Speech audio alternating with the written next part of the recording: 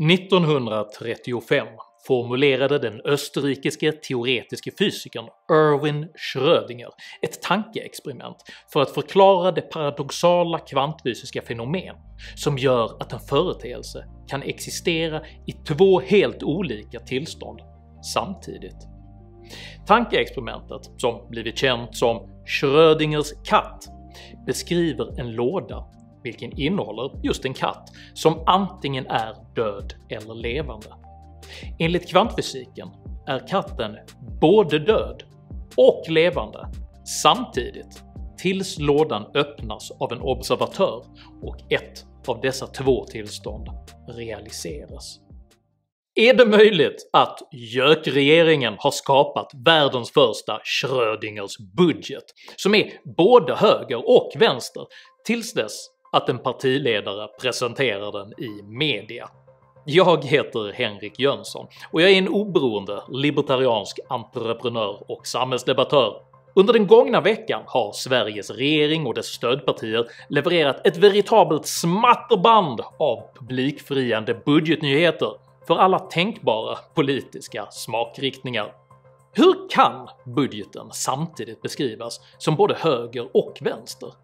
Hur påverkas dess storlek av det spretiga regeringssamarbetet och vem är det ytterst som betalar för hela kalaset? Dessa frågor tar jag upp i veckans video. Jag har ingen kvantfysisk budget att röra mig med, och om du uppskattar mina filmer så hjälper du mig därför att kunna fortsätta göra dem om du stöttar mig via något av betalningssätten här ute till vänster. Att fortsätta göra en aktuell ny videokrönika varenda vecka skulle inte vara möjligt utan ert fortsatt generösa stöd, så ett stort tack till dig som bidrar. Om du är ny här på kanalen så kan du med fördel prenumerera här nedanför, se till att klicka i den där superbisarra klockan och prenumerera på mitt nyhetsbrev, så missar du garanterat inte när jag släpper nya filmer, vilket jag gör med entreprenöriell obeveklighet varenda lördagsmorgon klockan 08:00 svensk tid. Idag pratar jag om politik, pengar och plundring. Häng med!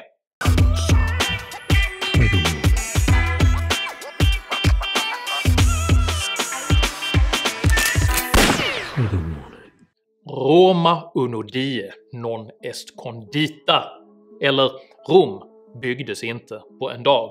Så lyder ett ordspråk som understryker behovet av tid för att skapa stora saker. Stora saker kollapsar i allmänhet inte heller på en dag, utan genom processer som ibland sträcker sig över flera generationer och därför är svåra att varsebli. Vi gör därför klokt i att försöka lära av historien. Låt mig därför, som en historisk förlaga till en modern budgetdiskussion, förklara hur det romerska riket försökte ge allt till alla, men ytterst inte kunde ge något till någon.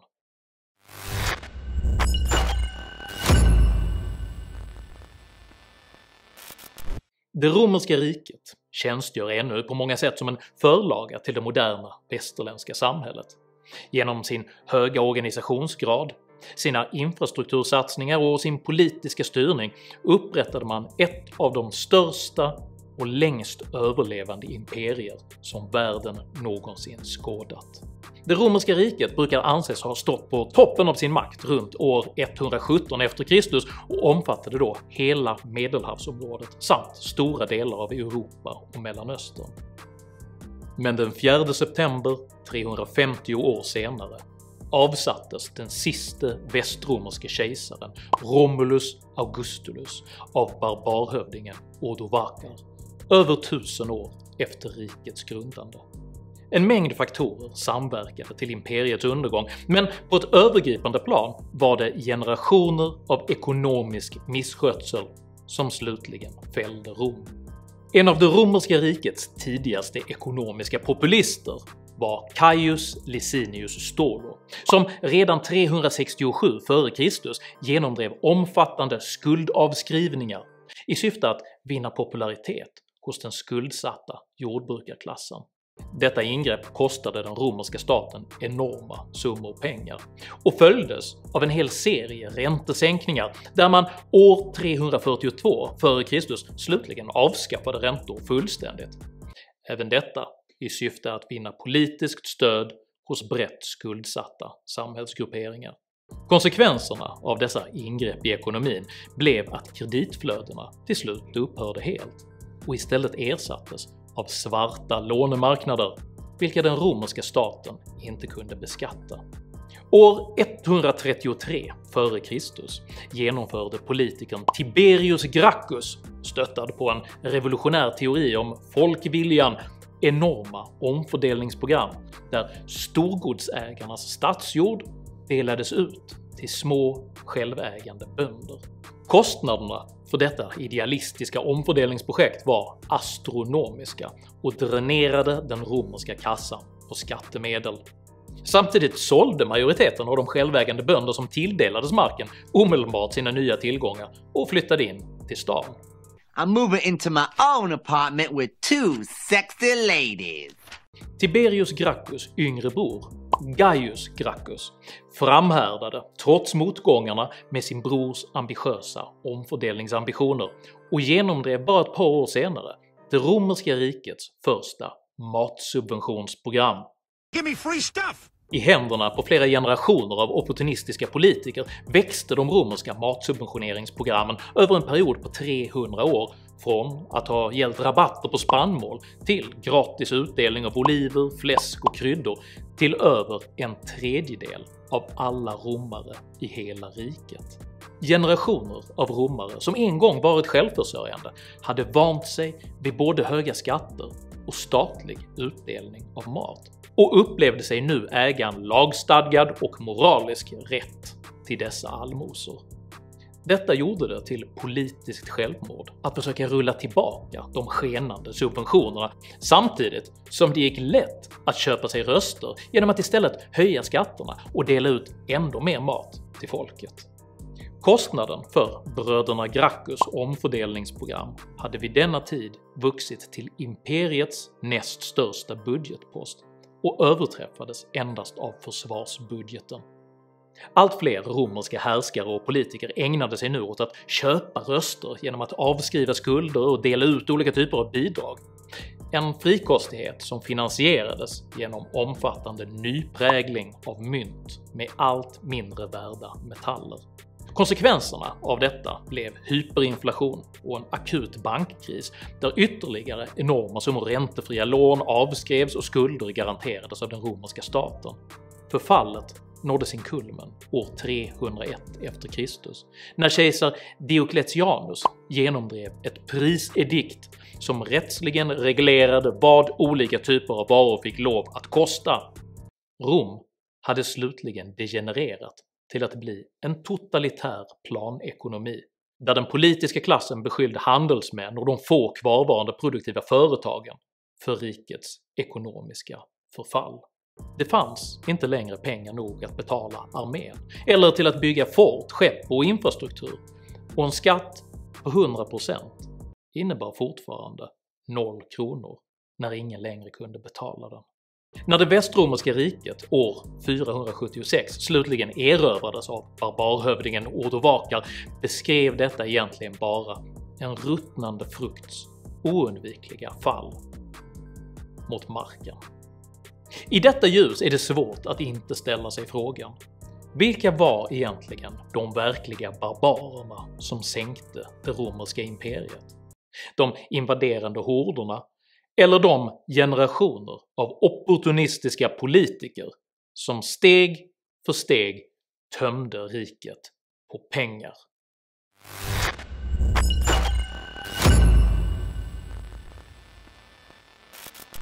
Sossepolitik när den är som bäst, utropade finansminister Magdalena Andersson panegyriskt i Aftonbladet.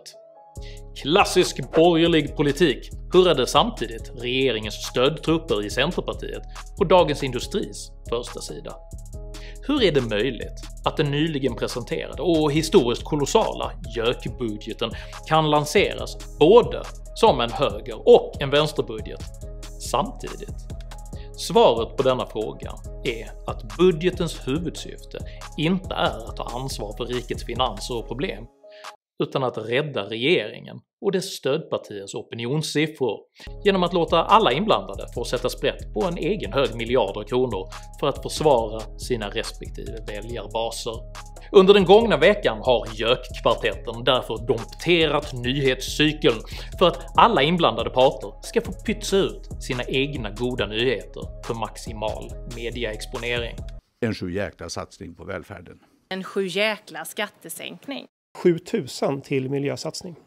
Miljöpartiet fick lansera en game changer på 10 miljarder kronor i miljösatsningar bara i år. Den här budgeten är en game changer för svenskt klimatarbete. Det är nya satsningar som omfattar nästan 10 miljarder kronor redan under nästa år.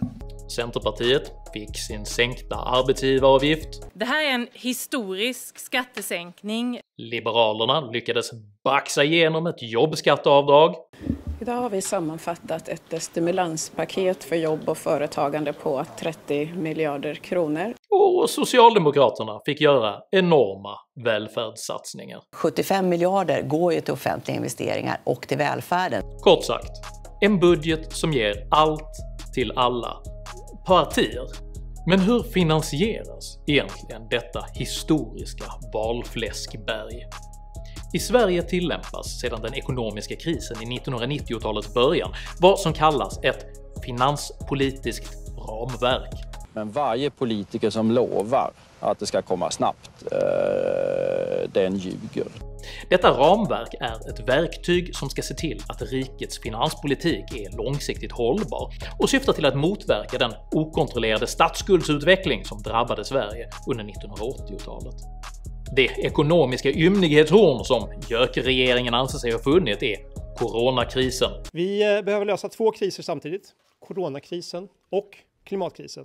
Vilken nu används som svepskäl för att runda det finanspolitiska ramverket och låna pengar som sannolikt annars inte hade spenderats.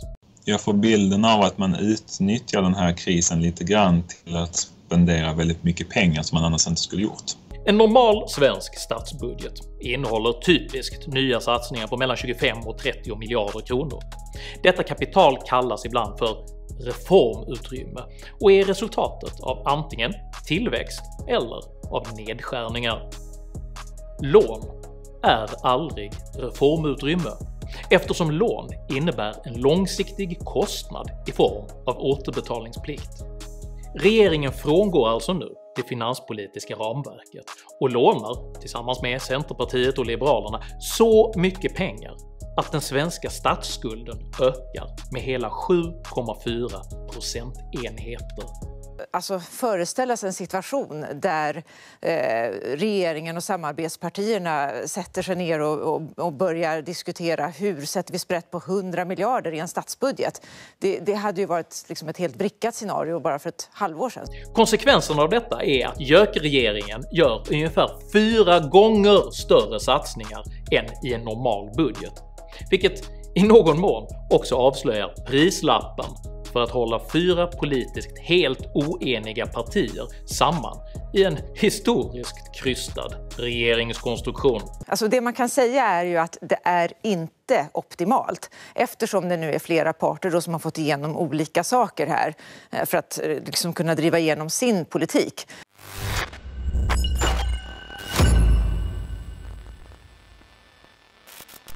Ytterst är det angeläget att göra upp med den socialistiska vanföreställningen att de rika, företagen eller någon annan kan betala för denna typ av kalas.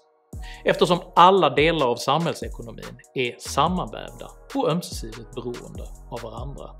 Det går inte att separera enskilda delar av ekonomin och extrahera kapital ur dem utan att kedjereaktioner drabbar hela samhället.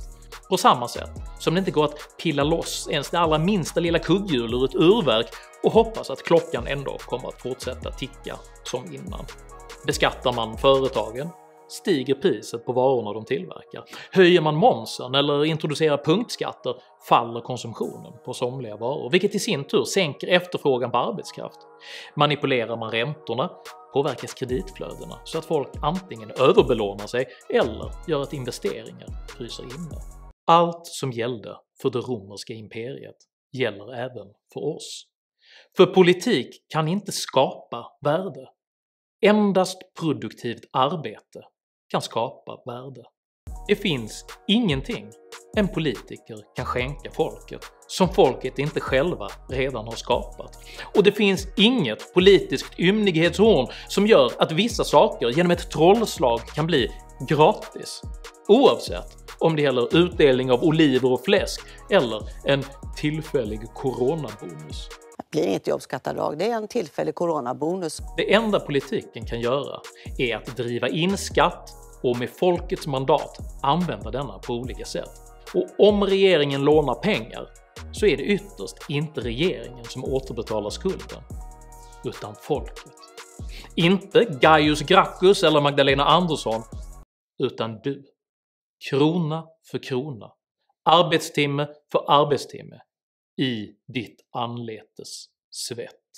Och här ska gudarna veta att de svenska borgerliga politikerna på inget sätt hyser en bättre förståelse än sina motparter på vänstersidan, för det moderata kravet på att investera 100 miljarder kronor per månad för att rädda svenska företag under coronakrisen är ytterst än mer destruktivt än de 105 miljarder som gökarna just nu lånar.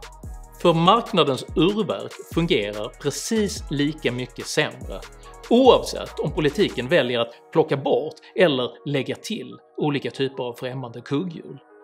Marknadsmekanismerna måste få arbeta ostört för att kunna göra sitt jobb, och när dessa efter klåfingrig behandling inte längre fungerar ordentligt är det alltid folkets arbete som måste väga upp för de obalanser som på politisk väg introducerats i systemet. För det är inte en fråga om staten ska använda folkets pengar till kolossala vänsterpolitiska projekt eller om staten ska använda folkets pengar till kolossala högerpolitiska projekt, utan om vi ska ha kolossala skattefinansierade politiska projekt alls. För historiskt sett har statens budget drivits framåt som ett spärrhjul. Det går lätt att växla upp, men det är nästan omöjligt att rulla tillbaka. Och påminner inte Roms katastrofala pengarullning med nedtryckta räntor, skuldavskrivna banker och svällande välfärdsprogram om någonting du känner igen?